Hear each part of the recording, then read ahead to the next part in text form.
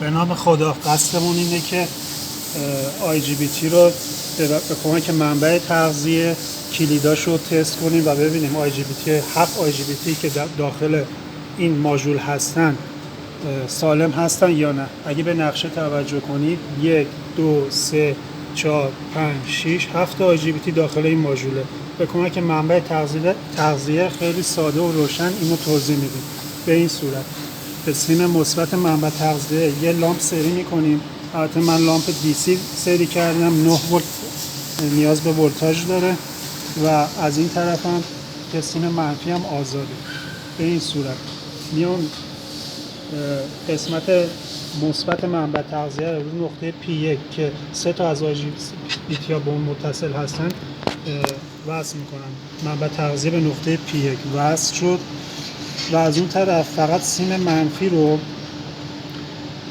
نقاط مشترک نقاط U, V و W میگردیم. الان میذارم منفی رو اول رو نقطه U. خب تو نقطه U یا IGBT داریم که باید با مثبت منبع تغذیه تحریکش کنیم. چی رو تحریکش کنیم؟ گیتش رو باید تحریک کنیم. این یک سیم ساده است که فقط 2 تا پراب بهش وصله. مثبت رو از اینجا میگیرم، میتونم از رو خود منبع تغذیه هم مستقیم بگیرم، ولی اینجا نهایت میرسه به این نقطه که مثبت منه. نمیتونم از اینجا بگیرم چون لامپ سر باشه. میام مثبت رو از اینجا میگیرم، گیت U رو تحریک میکنم. ببینید لامپ روشن شد. به همون ترتیب اگه بخوام لامپ رو خاموش کنم، همین منفی منبع تغذیه رو به گیت U اتصال میدم، لامپ خاموش میشه.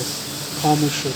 این ثابت موندن نور لامپ نشون دهنده اینه که این IGBT U سالمه. در قسمت بالایی سالمه. حالا میرم سیم منفی ما میذارم روی IGBT V و با مثبت منبع تغذیه گیتش رو فعال میکنم. ببینید چراغش روشن شد، یعنی کلیدش سالمه. و برای اینکه خاموشش بکنم با همون منفی گیتش رو میزنم، خاموش میشه. میریم رو W. این IGBT هم سالم بود. رو W میذارم، با مثبت منبع تغذیه گیتش رو فعال میکنم و با همون منفی گیتش رو خاموش میکنم. اینجوری 3 تا IGBT که به مثبت میرسیدن از طریق لامپ تست شدن. حالا میریم IGBT بخش پایینی که به نقطه N میرسن و تست میگیریم. IGBT بریک U, V و W بخش پایینی. تنها تغییرمون اینه، این دفعه منفیمون رو ثابت نگه میداریم رو نقطه N1. میذارم رو نقطه N1 ثابت. میام مثبت هم رو که همراه با لامپه میگردونم. کجا؟ رو بریک. اینجا قبلا شناسایی شده که بریک هم اینجاست. حالا گیت بریک رو با مثبت منبع تغذیه تحریک میکنم، روشن شد و با همون منفی گیت رو غیر فعال میکنم. میریم روی U. با مثبت منبع تغذیه گیت U رو که مربوط به IGBT بخش پایینیه و اینجا شناسایی شده فعال میکنم.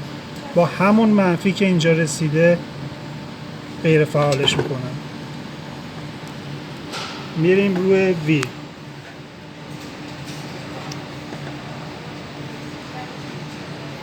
با مثبت منبع تغذیه گیت V رو که اینجا شناسایی شده فعال و با همین منفی غیر فعال میکنم. IGBT V هم سالم بود. میریم روی W. با مثبت گیت W که اینجا شناسایی شده فعال و با همون منفی منبع تغذیه که به اینجا رسیده غیر فعال میکنم. چراغ خاموش شد. اینجوری متوجه میشیم که این 4 تا IGBT دارن کلید میخورن و سالم هستن.